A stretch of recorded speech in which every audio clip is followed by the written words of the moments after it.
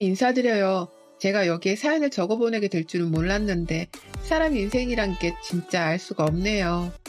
저는 결혼한 지 6년 된 36 여자입니다. 20대 중반부터 교제해왔던 동갑내기 남편이랑 30 되자마자 후딱 결혼식을 올렸고요. 둘 다 다니던 직장이 다 서울에 있었는지라 고민을 할 것도 없이 신혼집은 서울에 차렸습니다. 양가 부모님도 모두 다 서울에 살고 계시는 도시분들이셨기 때문에 따로 지방살이라는 것을 생각해 보지 못하고서 살았었네요. 어디서 산다는 것 자체를 전혀 부러워하지도 않았고 요즘 세상에 비행기나 KTX로 어디든지 하루 만에 왔다 갔다 할 수도 있는 거리니까 이동하는 것에 대해서도 쉽게 생각을 했죠. 그러다가 제가 결혼 2년이 채 되지를 않았던 신혼 초에 아이를 가지게 되었어요. 아픈 기억이지만 하지만 사연을 위해 설명을 드리자면 바로 유산을 했습니다.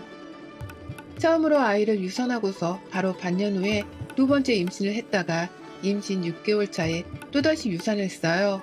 두 번 연속으로 결혼을 하자마자 맞이하게 된 유산이어서 저로서는 정말 정신적인 충격이 너무 컸었습니다. 주변 사람들도 저를 따라서 안타까워하기는 마찬가지였고요. 저희 친정엄마는 저 불쌍하다면서 다니는 회사도 못 다니게 하고서는 좀 휴식을 취하고 같이 놀면서 치유를 해보자며 절 억지로 회사까지 그만두게 하셨어요. 아마 엄마가 보시기에 제 상태가 그 정도로 많이 안 좋았던 바람에 회사를 그냥 보냈다가는 그 길로 영영 출근길에 사라져버릴지도 모른다고 생각을 하셨던 것 같습니다. 다행히 엄마가 저를 옆에 꼭 붙잡아 주셨던 덕분에 저는 금방 유산한 아픔을 잊을 수 있었고요. 더 정확히 말씀을 드리자면 잊은 척을 하면서 일상을 살려고 노력을 했어요. 저희 남편이 할 말을 원체 잘 하지 못하고 눈치만 잔뜩 보는 소심한 성격입니다. 그 당시 우리 남편은 제 눈치를 보면서 사느라 밥도 제대로 못 먹어 살이 저를 따라서 5kg 정도가 빠졌었답니다. 부부는 일심동체라고 하더니만 제 남편이 딱 저를 따라 마음고생하면서 그 당시 힘든 게 많았을 거예요. 아무튼 저희 부부는 결혼 초부터 상처를 받을 만한 일을 겪고 난 후 조금은 다른 결혼 생활을 하게 되었습니다. 남들을 볼 때마다 애가 있으면 그게 그렇게 부럽더라고요. 내 뱃속에서 죽은 아이한테도 너무 미안해졌고요. 조금은 더 많이 남들을 신경 쓰면서 살기 시작했고요. 남들이 과연 애를 둘이나 유산한 나를 어떻게 볼까 싶은 트라우마적인 생각 때문에 제대로 된 일상을 좀 살기가 힘들었어요. 이런 저를 보면서 남편도 똑같이 사람들의 눈치를 보기 시작했고 특히 시댁 식구들의 입단속을 하느라 내내 안절부절을 못한 채로 살았답니다. 남과 다를 것이 하나 없이 보는 시댁 식구들 때문에 저나 남편은 늘 명절이 지옥이었고 또 시댁 행사날이 불편했어요. 우리 부부가 결혼을 할 당시 시부모님께서는 10원 정도 보태주시지 않으시고 자식의 결혼을 방관하듯 지켜보기만 한 분이셨어요. 저희 친정에서는 부모님이 어찌 그런 시무본을 둔 집으로 시집을 가려 하냐면서 결혼식 막판에 반대를 했었을 만큼 동전 한 푼도 주질 않으셨답니다. 신혼집을 구하는 것도 저희 친정에서 5천만 원을 보내주셨고 남편이 직접 대출을 받은 걸로 집을 장만했었는데요.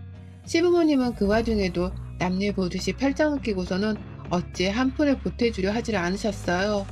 그랬던 분들이셨기에 신혼집뿐만 아니라 신혼가구를 채우는 것부터 결혼식을 치르는 것들까지 모조리 다 저희 부부랑 친정에서 나온 돈으로 해결을 했는데요. 저 유산을 하면서 잔소리를 가장 많이 퍼부었던 건 바로 시댁이었답니다. 잘 살라고 보태준 돈 한 푼도 없고 정성도 없으셨던 분들이 번갈아 가면서 저의 유산을 언급하고 신뢰가 되는 줄도 모르고서는 자꾸 잔소리를 하시는 게 너무 서러울 지경이었죠. 왜 저러나 싶어서 화도 났고요. 빨리 애를 또 가져야 유산이 되는지 출산을 할 수 있는지 알 수 있지 않겠냐는 닥달도 서스럼 없이 하셨고요. 저희 시아버지께서는 술을 먹다가 조금이라도 취기가 올라오면 죽은 애들이 불쌍해 죽겠어 라고 하면서 분위기가 갑자기 세질 만한 소리를 하며 제 죽은 뱃속 아이들을 언급하셨습니다. 아이를 유산할 당사자인 저조차 입에 함부로 담지 않고서 잊으려고 노력하며 씩씩하게 잘 살려고 하는 중이었는데 시부모님은 그 사실을 계속해서 언급하고 떠올리게 하시면서 대수롭지 않게 일상 속에서 대화를 나누려고 하셨어요. 제가 불편한 기색을 여러 차례 내기도 했고 남편도 옆에서 그런 소리를 왜 하냐면서 입단속을 시키려고 많이 시도를 했었는데요. 아무 소용이 없었습니다. 시부모님께서는 애초에 제 뱃속 아이들이 죽은 것에 대해서 심각하게 생각을 하지도 않으시는 분들이었기 때문에 저를 향한 동정심이나 안타까움 혹은 슬픔 같은 것들을 전혀 느끼지 못하는 소시오패스들과 다름이 없었거든요. 그렇게밖에는 시부모님의 태도가 설명이 되지 않았어요. 그런 와중에 시부모님도 모자라 남편이 하나뿐인 누나인 저희 시누이, 그리고 시누이의 남편도 모자라 애들까지 나서서 "얘 죽었어요?" 라는 말을 아무렇지 않게 해대며 저에게 답을 들으려고 했고요.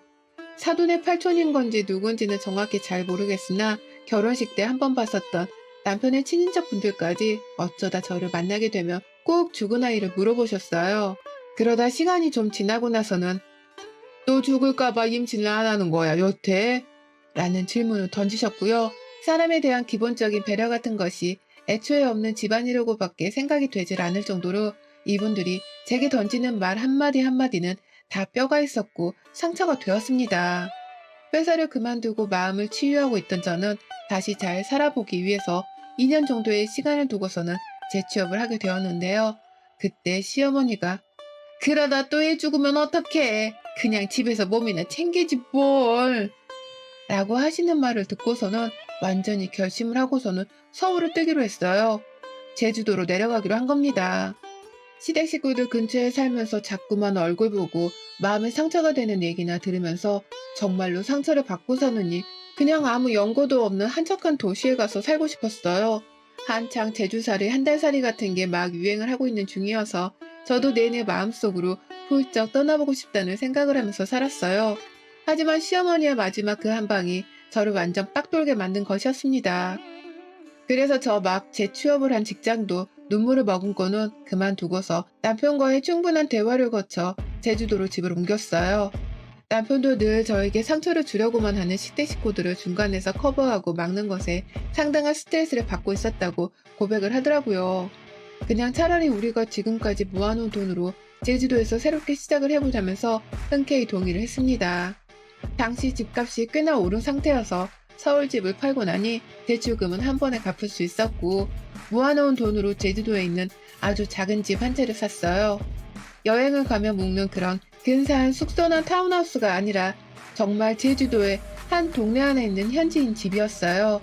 리모델링도 저희가 싹 다 하고 얼마 지나지 않아 남편이 운이 좋게도 회사 상사분의 도움을 받아 제주도에 있는 작은 한 회사에 재취업을 할 수 있었어요. 월급은 서울에서 받던 것보다 반토막이 나버렸지만 정말 좋더라고요. 그냥 아는 사람 하나 없는 이 동네에서 아무도 나한테 아이 문제를 언급하지도 않고 또 감정이 상하게 하지도 않으니 말입니다. 이래서 제주살이를 한 번쯤은 다들 꿈꿔보는구나 하는 생각이 들면서 정말 열심히 타지 생활을 즐겼어요. 열심히 바다도 찾아다녔고 맛집도 찾아다녔고 또 저는 개인적으로 집에서 작은 1인 사무소 하나를 차려서는 프리랜서로도 일을 시작했습니다.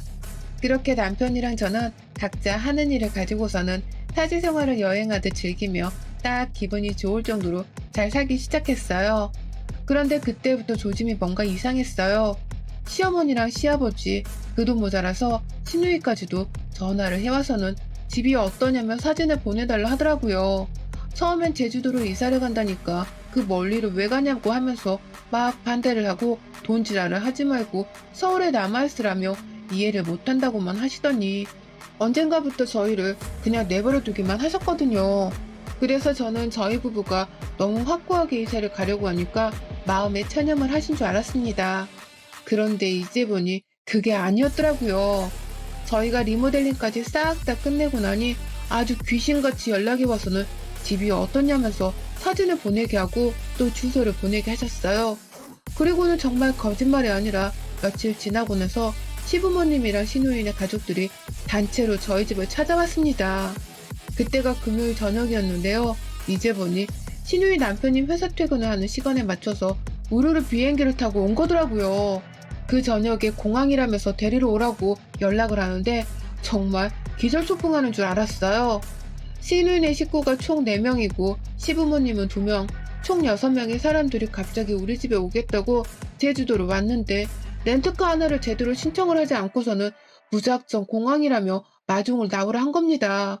그래서 겨우 경차 하나 중고로 사서는 끌고 다니고 있었던 저희 차에 겨우 시부모님만 모시고서는 일단 집으로 왔고요. 신우이네는 버스를 타든지 택시를 타고 오라고 하는데도 절대로 차비에 돈 아까워 돈 쓰기 싫다면서 억지를 부리는 바람에 결국 시부모님을 저희 집에 모셔놓고는 다시 그 먼 길을 따라 공항까지 가서는 신우이네를 태워왔습니다. 뒷좌석에 애들이랑 짐가방이 아주 한데 뒤섞여서는 정말 난리도 아니었어요. 그렇게 갑작스레 찾아온 시댁 식구들은 뻔뻔스럽게 저희 집을 보고서는 평가질을 하더라고요. 아니, 이 코딱지만한 집에 우리가 다 어떻게 지내니? 야, 여기 방도 2개뿐이야? 그럼 우리 중에 누가 거실에서 자야 하는데? 라고 말이죠. 지들을 위해서 우리가 제주도에 숙소를 차린 것도 아니고 오히려 지들을 피해서 우리끼리 조용히 좀 살겠다고 제주도의 작은 집에 만족하며 내려와 사는 중이었는데 찾아와서는 집이 작다, 자기들이 제대로 잘 수가 없다면서 따지고 불만을 토로하더라고요. 유사나 아이에 대해서 잔소리를 들었을 때와 다를 것이 없이 제 눈에 보이는 우리 시댁 식구들은 정말 단체로 소시오패스들이 분명하다 싶었습니다. 그 정도로 제 상식으로는 도저히 이 모든 상황이 납득이 가지 않았어요. 나한테 이 정도로 민폐를 끼쳐야만 속이 시원한 건가 싶어서 미칠 노릇이었죠. 결국 주말을 껴서 우리 집을 찾아온 시댁 식구들은 다음날 아예 남편한테 렌트카를 당장 렌트하라고 닥달해서 남편이 억지로 자기 돈을 써서는 차를 하나 렌트했고요. 그렇게 저를 빼고서 시댁 식구들을 주말 내내 제주 관광을 시켜주다가 공항에 돌려보냈습니다. 시댁 식구들이 떠난 집은 아주 쓰나미가 밀려왔다 간 듯이 처참했고요. 그걸 치우느라 저나 남편은 마지막 주말이던 그 일요일 저녁 내내 제대로 허리를 펴지도 못했었답니다. 설마 이게 또 반복적으로 일어나진 않겠지 싶었는데 늘 불길한 예감은 적중을 했죠. 그 다음에 남편의 한 친척분께서 연락이 오셨어요. 시어머니께 말을 전해드렸다면서 우리 사는 곳 주소를 찍어달라 하시더라고요. 그러더니만 50대이신 그 친척분이 남편분이랑 같이 둘이서 우리 집을 찾아오신 겁니다. 두 분은 은퇴하고 집에서 할 일이 없으신 건지 평일 대바람부터 제주도를 찾아오셨고요. 그렇게 저는 또 영문도 모른 채 시댁 식구들을 제 집에 묵게 했어요. 방 하나는 제 작업 사무실로 쓰는 곳이었는데 어쩌다 보니 시댁 식구들이 제주도에 여행을 오면 내줘야 하는 숙박시설 같은 것으로 쓰게 되었답니다. 남의 집에 돈 한 푼 안 내고 무료로 숙박을 하려고 찾아봤으면 적어도 서울에서 뭐 하나 선물을 사오던가 하다못해 현금이라도 10,000원짜리 한 장은 줘야 하는 게 인지상정이잖아요. 하지만 이놈의 시댁 식구들은 저희랑 가깝던 혹은 멀던 아무도 염치라는 것을 챙길 줄 모르더라고요. 빈손으로 찾아와서는 하나같이 우리 집이 좁아 죽겠어서 올해는 못 살겠다며 투덜투덜 거리셨고요. 당연스럽게 자기들이 제주도에 오면 관광을 시켜주는 것은 저나 제 남편의 몫이라고 생각을 하셨습니다. 그 흔한 투어나 렌트카는 늘상 예약 따윈 하지도 않으셨고요. 하나같이 우리한테 공항으로 데려오라고 하고 또 맛집도 알려달라고 하고 관광지로 태워다주고 또 데리러 오라고 시키면서 온갖 여행사에서나 할 짓들을 전부 다 저희 부부한테 요구를 하셨어요. 눈 하나 깜빡하지 않은 채로 뻔뻔스럽게 말입니다. 급기야 저희 시부모님은 한 달 살기를 하고 가신 적도 있답니다. 제주도행 비행기표만 끊고 오셔서는 돌아가는 비행기표는 사지도 않으셨더라고요. 그냥 와서는 몇 날 며칠을 계속 지내시길래 언제 돌아가시냐고 물어보니 너가 가라니까 더 가기 싫네. 우리 가는 티켓 안 끊었다 아직. 한 달 있으려고 한다. 라고 하시더라고요. 그리고는 정말 한 달 내내 저희 집에서 관광하듯 머물다가 가셨습니다. 남의 호텔을 사용하듯이 청소도 안 하고 설거지도 안 하고 요리는 당연히 안 하셨고요. 이불 정리하는 것부터 시작해서 자기들이 쓰고 난 방청소까지 전부 다 저한테 시키셨어요. 그 바람에 저는 하우스키핑까지 도맡아 하면서 시부모님의 제주 한 달 살기를 보조했죠. 그러니 저 진짜 여러 차례 멘붕이 왔었답니다. 이 짓은 더 못하겠다면서 또 제주도에 누가 오려고 하기라도 하면 막 욕을 퍼부을 작정으로 길을 세웠어요. 그러다가 코로나가 찾아왔어요. 정말 다행인지 불행인지 그 덕분에 시댁 식구들도 발길을 딱 끊더라고요. 애머 시댁 식구들의 제주도 방문 때문에 저희 친정 부모님도 여태 제주도를 한번 못 오셨을 때였는데 코로나가 터지니 얼마나 우리 부모님이 보고 싶던지요. 이게 다 시댁 식구들 때문인 것만 같아서 괜히 참볼이 났죠. 그럼에도 이제 더는 안 봐도 된다고 생각을 하니 다행이다 싶었고요. 하지만 요즘 코로나는 조금씩 일상 속에서 함께 해야 하는 걸로 인식이 바뀌었고, 사람들도 명절에 막 여행을 간다고 공항이 좀 더 붐비기 시작했잖아요. 그 중에 꾸역꾸역 제주도로 여행하겠다며 비행기를 타러 공항에 가 있던 사람이 바로 저희 시부모님과 시누이네였습니다. 한번 저희 집에 다 같이 우르르 왔다가 집이 너무 작아서 함께 못 지내겠다고 생각을 한 건지 절대로 같이 내려오지는 않더라고요. 다만 누가 봐도 서로 미리 계획을 짰다는 듯이 시부모님이 평일에 제주도로 온다면서 무턱대고 찾아오시더니 시부모님이 금요일에 서울로 올라가면서 바톤 터치를 하듯이 시누이네가 제주도로 내려왔어요. 시부모님이 저희 집에 계시는 내내 저 진짜 오래간만에 또 하우스키핑 역할을 자처하면서 엄청 개고생을 했거든요. 오랜만에 제주도에 와서 너무 좋다면서 저를 데리고 빨빨거리면서 제주 여행을 시켜달라고 성화를 부리시는 바람에 남편 출근을 시켜주고 난 후 그 차를 그대로 집에 가져와서는 시부모님을 태우고는 제주도를 달렸었습니다. 다니면서 필요한 경비며 식당에 들어가서 쓰는 식비며 모든 것들은 다 제 지갑에서 돈이 나갔고요. 그 와중에 시부모님은 지갑 한 번을 열어서 저한테 밥 한 끼를 사주질 않으셨어요. 그냥 맨입으로 또 당연하다는 듯이 저희 부부의 도움만을 받으며 제주도를 꽁으로 여행을 하려고 한 것이었습니다. 그러다가 금요일에 서울에 간다면서 공항에 바래다 주라고 하니 저도 이제야 끝이 났다 싶어서 절로 다행이다 싶더군요.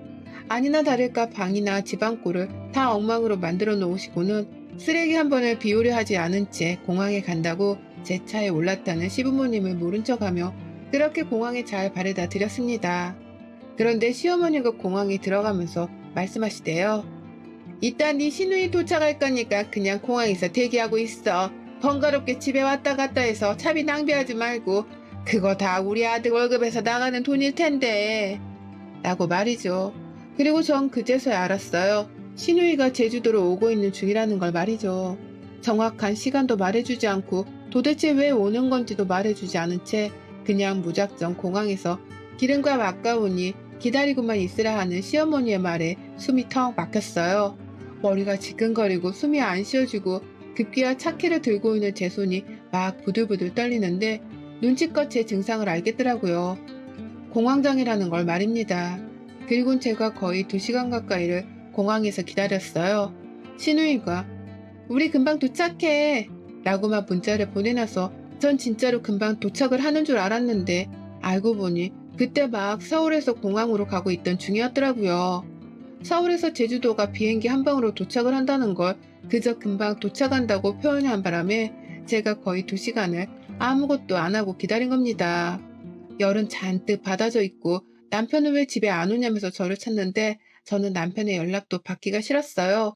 왜 니네 식구들은 다 이 모양인 거냐면서 한마디 욕을 퍼부을게 분명했는지라 남편이랑은 싸우고 싶지가 않아서 일단 전화를 받지 않기로 한 겁니다.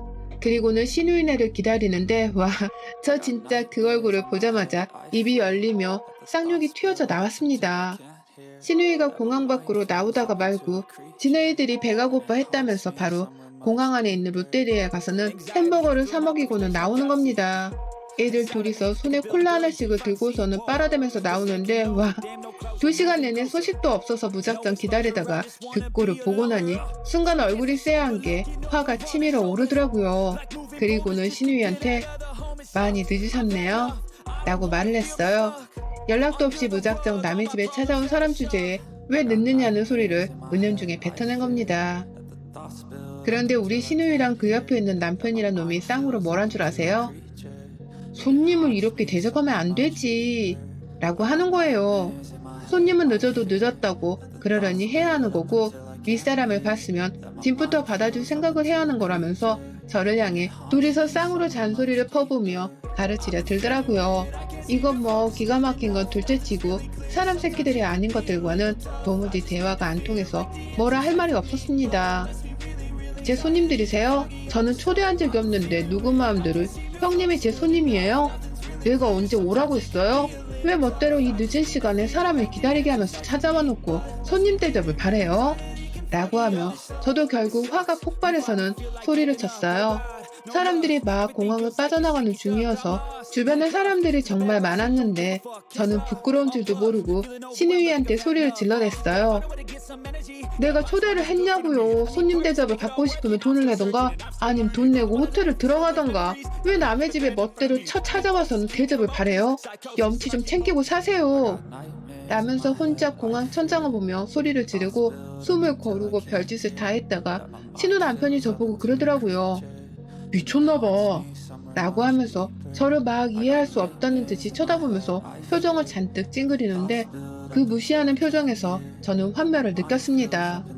내 마음을 알아주길 바란 건 아니었지만 그래도 적어도 내 집에서 지내려고 하는 사람이라면 집주인한테 미안해하기는 할 거라 예상했거든요.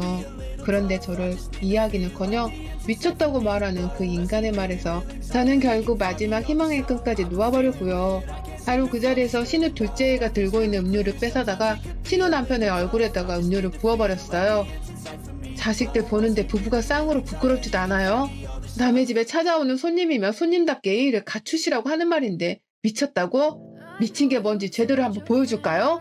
나 당신들 우리 집에 다시는 안 들일 거니까 어디 한번 공항에서 차 렌트해서 숙소 잘 찾아가 보세요. 손님 대접 받고 싶어 하는 것 같으니 소원대로 해줄게. 호텔 구에서 손님 대접 떵떵거리며 받고 지내다 가세요. 다신 제주에 와서 함부로 우리 부부 부르지 마. 또 온다고 하면 그땐 당신 부모가 찾아와도 난 소금부터 뿌려가며 쫓아낼 거야. 라고 하면서 음료를 탈탈 털어버리고는 혼자 공항을 빠져나왔어요.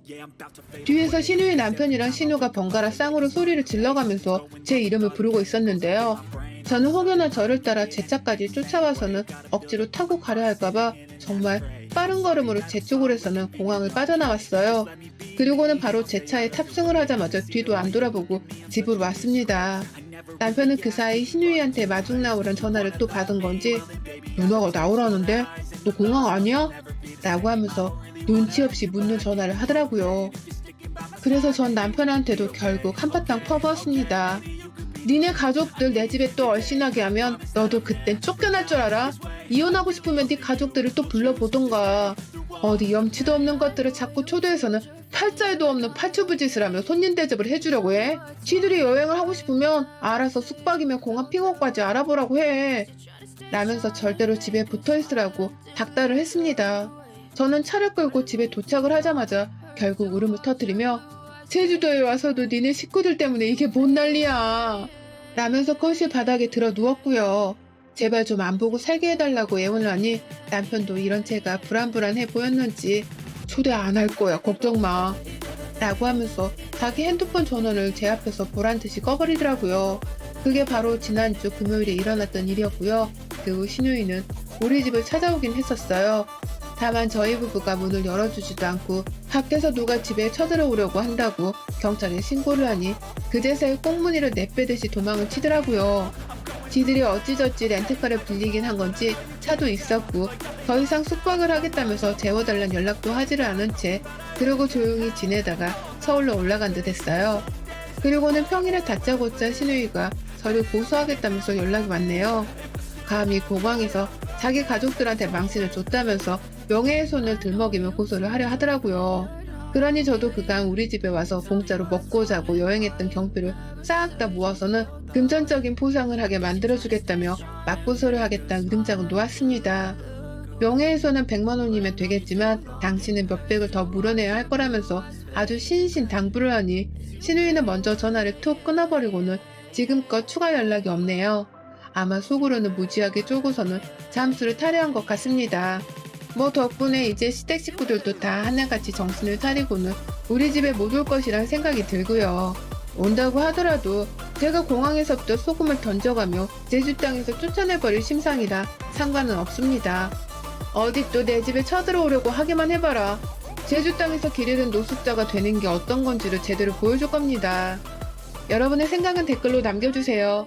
오늘도 시청해주셔서 정말 감사합니다.